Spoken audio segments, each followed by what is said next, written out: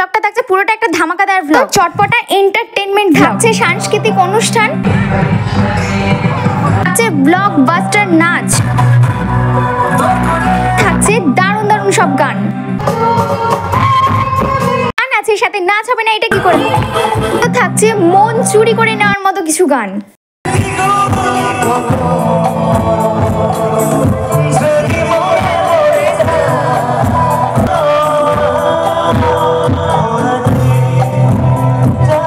সবাই নাচছিল আর আমি এত সুন্দর সুন্দর গানে একটু তালে তাল মেলাবো না তা কি করে হয়।